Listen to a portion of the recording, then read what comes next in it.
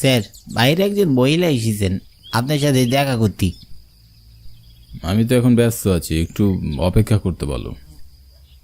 কিন্তু স্যার, উনি বললেন উনি নাকি আপনার গ্রাম থেকে এসেছেন। রঘুর কথাটি শুনে আমার বুকের ভেতর মোচড় দিয়ে উঠল। মনে মনে ভাবলাম, আমার গ্রাম থেকে আবার কে আসলো? আর দেরি না করে রঘুকে বললাম, আচ্ছা তুমি যাও, আমি নিজেই দেখছি কে এসেছে। রঘুকে বাহিরে পাঠিয়ে দিয়ে নিজেই বাহিরে গেলাম। বাহিরে গিয়ে দেখলাম আমার খুব পরিচিত একটি মুখ আমার সামনে বসে আছে। যদিও আগের আর এখনকার চেহারার মধ্যে অনেক পার্থক্য, তবুও কাকিমাকে চিনতে আমার এক মুহূর্তও দেরি হলো না। বাসন্তী কাকিমার বাড়ি আমাদের গ্রামেই। ছোটবেলায় ওনার কাছেই আমার হাতে খড়ি। কাকিমা আমায় দেখে চেয়ার ছেড়ে তাড়াহুড়ো করে উঠে দাঁড়ালো। দাঁড়িয়ে কেন, বসুন না। তা কাকিমা, আপনি এখানে? হ্যাঁ বাবা, তোমার সাথে আমার একটু বিশেষ প্রয়োজন ছিল। তোমার বাবা মা মারা যাবার পরে সেই যে গ্রাম ছাড়লে, আর কোনো দিন গ্রামে গেলে না। গ্রামে বাবা মা ছাড়া আমার আর কে আছে বলুন, যে তার কাছে আমি যাব? আচ্ছা বাদ দিন। তা আপনি কি যেন বলছিলেন? অনেক কষ্টে তোমার ঠিকানা জোগাড় করেছি বাবা। বাবা, বলছিলাম তুমি কি এই চিঠিটা একটু কন্তিপুর গ্রামে শোভার কাছে পৌঁছে দিতে পারবে? বহু বছর পর কারো মুখ থেকে এই নামটি শুনে বুকের ভিতরটা ছ্যাদ করে উঠল। পুরনো দিনের স্মৃতিগুলো চোখের সামনে ভাসতে লাগলো। হে আবার এমন কি কাজ? আপনি একদম চিন্তা করবেন না কাকিমা। এখন তো বিকেল, আর একটু পরেই হয়তো সন্ধ্যা নামবে। আমি কাল সকালে কাউকে পাঠিয়ে চিঠিটি সবার কাছে পৌঁছে দেওয়ার ব্যবস্থা করব। না না বাবা, এমনটা হলে তো আমি চিঠিটা পাঠাতে পারতাম। আজকে রাতের মধ্যেই চিঠিটা পৌঁছাতে হবে। আর আমি চাই চিঠিটা তুমি নিয়ে যাও বাবা। তোমার কাকা বাবু মারা যাবার পরে একা মানুষ মেয়েটাকে আর ভালো জায়গায় বিয়ে করাতে পারলাম না বাবা। মেয়েটি আমার অনেক কষ্টে আছে বাবা। তোমার সাথে করা আমার অন্যায়ের ফল ভোগ করছে মেয়েটা। কথাটি বলেই কাকিমা বসা থেকে উঠে চলে গেলেন। আমিও তার কথায় আবেগাপ্লুত হয়ে তাকিয়ে রইলাম তার পথের দিকে।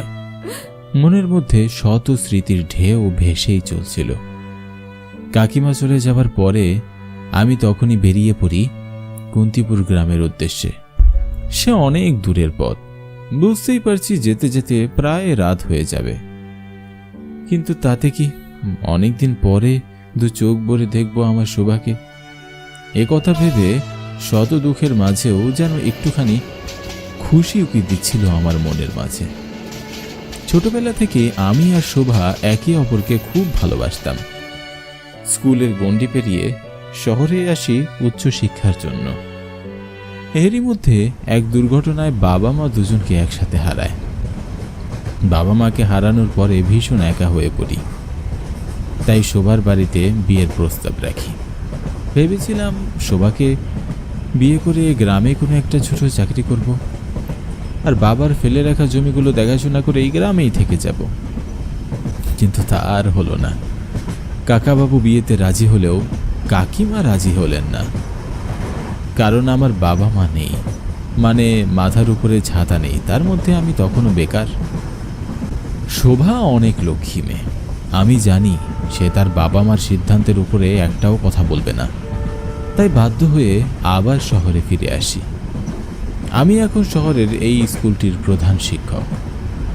ভাগ্য কোথায় কাকে নিয়ে যায় তা কেউই বলতে পারে না। তবে এসব কিছুর মাঝে বেচারি শোভার কথা ভেবে বেশ মন খারাপ লাগছে। শুনেছিলাম এক ট্রাক ড্রাইভারের সাথে বিয়ে হয়েছে তার। ভেবেছিলাম হয়তো অনেক সুখে আছে, কিন্তু আজ যা শুনলাম তা শুনে ভিতরে ভিতরে বেশ খারাপ লাগছে। যার ভালোবাসার মূল্য দিতে গিয়ে নিজে কখনো বিয়ে করলাম না, তার এমন দুর্দশার অবস্থার কথা শুনে ভেতরটা কেমন ভেঙে চুরমার হয়ে গেল।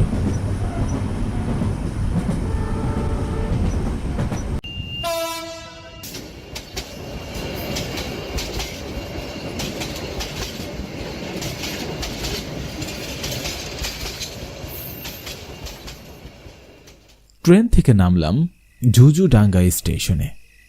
এখান থেকে কুন্তিপুর প্রায় মাইল 5 হবে। আশেপাশে তাকিয়ে দেখি কোনো গাড়ি ঘোড়া বা কোনো মানুষজন নেই। অনেকটা রাত হয়েছে। এত রাতে এমন গ্রামে গাড়ি ঘোড়া বা মানুষের দেখা মিলবে না, এটাই স্বাভাবিক। তাই আর দেরি না করে হাঁটতে লাগলাম।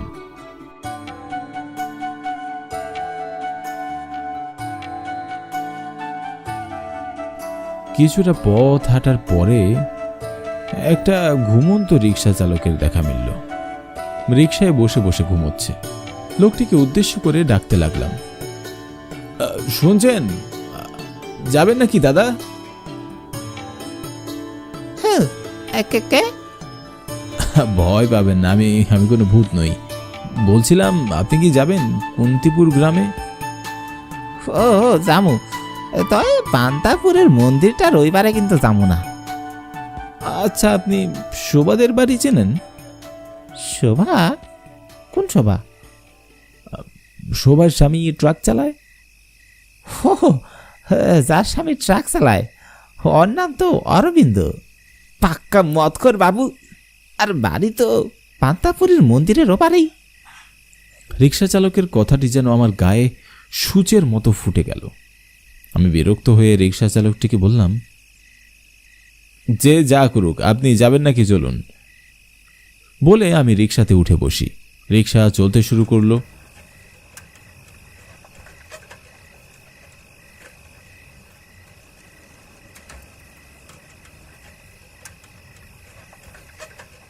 রিক্সা চলতে চলতে অন্ধকারের মধ্যে মেঠো পথের রাস্তা দিয়ে চলতে শুরু করলো। রিক্সাতে উঠে বসতেই হঠাৎ করে আকাশটি ঘন কালো মেঘে ছেয়ে গেল। পরিস্থিতি সুবিধার নয়, যে কোনো সময় ঝড় বৃষ্টি শুরু হতে পারে। তাই রিক্সা চালককে বললাম, দাদা একটু তাড়াতাড়ি চলুন না, আকাশের অবস্থা তো খুব একটা ভালো দেখা যাচ্ছে না, যে কোনো সময় বৃষ্টি নামতে পারে। রিক্সা চালক কথার কোনো উত্তর না দিয়ে রিক্সা চালাতে লাগলো।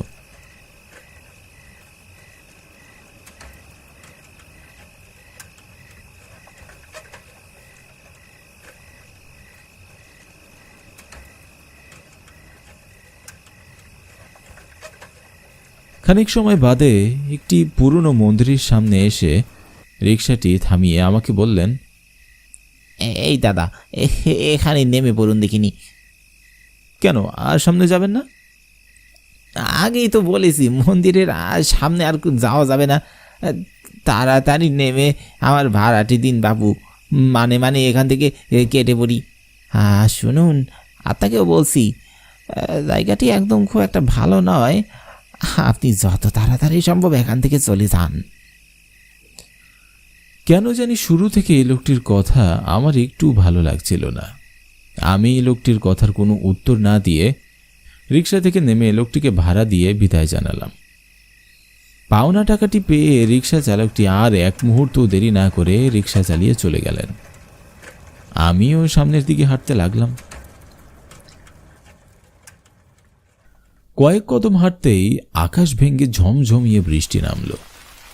কি করব ভেবে কিছু না পেয়ে পুরনো মন্দিরের দরজার সামনে গিয়ে দাঁড়িয়ে পড়লাম।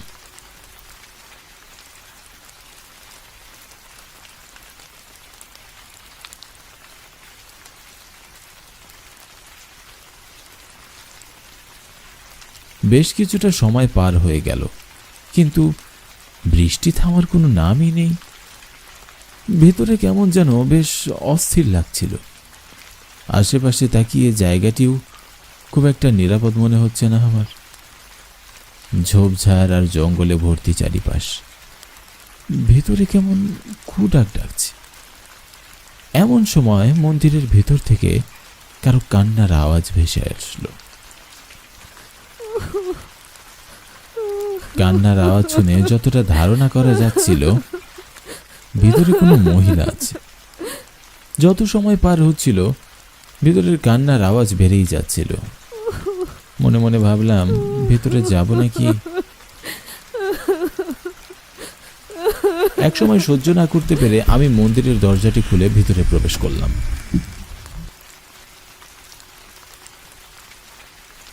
মন্দিরের ভিতরে ঢুকে দেখি একটি বুড়ি সামনে পান্তার থালা নিয়ে বসে আছে। আমাকে ভিতরে ঢুকতে দেখে বুড়িটি কান্না থামিয়ে আমার দিকে তাকিয়ে বলল, কি সুভাষ মাস্টার, আসতে তো দেরি করলিছে। বুড়িটির কথায় আমি বেশ আশ্চর্য হলাম। বুড়িটি আমার নাম জানল কি করে?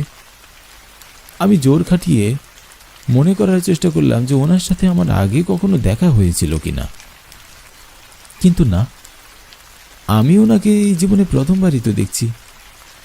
ভেবে কোনো কুল কিনারা না পেয়ে বুড়িটিকে জিজ্ঞাসা করলাম, আপনি আমাকে চেনেন? আপনি আমার নাম জানলেন কি করে? তুই আমাকে চিনিস না, কিন্তু আমি তোদের সবাইকে চিনি। এখানে মূর্তি চুরি করতে আসছিলিস তাই না? আমি ছাড়বো না তোদের কাউকে।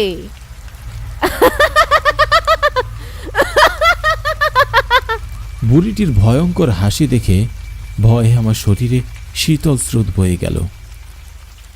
হঠাৎ বুড়িটি এক ভয়ঙ্কর রূপ ধারণ করল। আমি ভয়ে যখনই পালাতে যাব ভাবলাম, ঠিক তখনই দরজাটি আপনা আপনি বন্ধ হয়ে গেল। বুড়িটি আস্তে আস্তে আমার দিকে এগিয়ে আসতে লাগলো। আমি প্রাণপণে দরজাটি খোলার চেষ্টা করতে লাগলাম, কিন্তু কিছুতেই পারছিলাম না। বুড়িটি আমার দিকে যত এগিয়ে আসছিল আমার ভিতরে তত বেশি ভয় বাড়ছিল। বুঝতে পারছিলাম আজ হয়তো আমার সাথে খারাপ কিছু ঘটতে চলেছে। এক সময় বুড়িটি আমার এক কদম কাছে চলে আসে, আর তখনই হঠাৎ দরজাটি খুলে যায়। আমি প্রাণপণে সামনের দিকে ছুটে চললাম। কতক্ষণ ছুটেছি জানি না। এক সময় ক্লান্তি আর ভয়ে জ্ঞান হারিয়ে ফেলি। পরের দিন যখন আমার জ্ঞান ফিরে, তখন আমি নিজেকে শোবার ঘরে আবিষ্কার করি। শোভা আমার কাছে বসে আমার জ্ঞান ফেরানোর অপেক্ষা করছিল। শোভার কাছ থেকে জানতে পারি রাতে নাকি সেই রিক্সা চালকটি আমাকে তার বাড়িতে অজ্ঞান অবস্থায় নিয়ে এসেছে। আমি শোভাকে মন্দিরের সেই বুড়ির কথা জিজ্ঞাসা করলে শোভা জানায়, বহু বছর আগে ওই মন্দিরে এক বুড়ি থাকতো, যে সারাদিন শুধু পান্তা খেত আর বসে বসে মন্দিরের মূর্তি পাহারা দিত। কিন্তু হঠাৎ একদিন দুজনের ডাকাতের হাতে সে নিজের প্রাণ হারায়, আর ডাকাতগুলো মন্দিরের মূর্তি চুরি করে নিয়ে যায়। সে থেকে বুড়িটির আত্মা সেই মন্দিরেই ঘুরে বেড়ায়, আর যে ওই পথ দিয়ে রাতের বেলা যায় তাকেই সে ভয় দেখায়। শোভার কথাগুলো শুনে আমি পকেট থেকে তার মায়ের চিঠিটি বের করে শোভার দিকে এগিয়ে দিতেই শোভা এক বিস্ময়কর নয়নে আমার দিকে তাকিয়ে রইল। শোভাকে চিঠিটি দিয়ে আমি বেরিয়ে আসছিলাম, ঠিক তখনই আমাকে চমকে দিয়ে শোভা বলল, গত 2 দিন আগে আমার মা আর আমার স্বামী বাড়ি ফেরার পথে এক সড়ক দুর্ঘটনায় মারা গিয়েছে। আমি এখন ভীষণ একা। আমি পিছনে ফিরে অবাক হয়ে শোভার দিকে তাকিয়ে রইলাম। আমাকে তাকিয়ে থাকতে দেখে শোভা বলল, মা চিঠিতে বলেছে আমি যেন তোমার সাথে নতুন জীবন শুরু করি।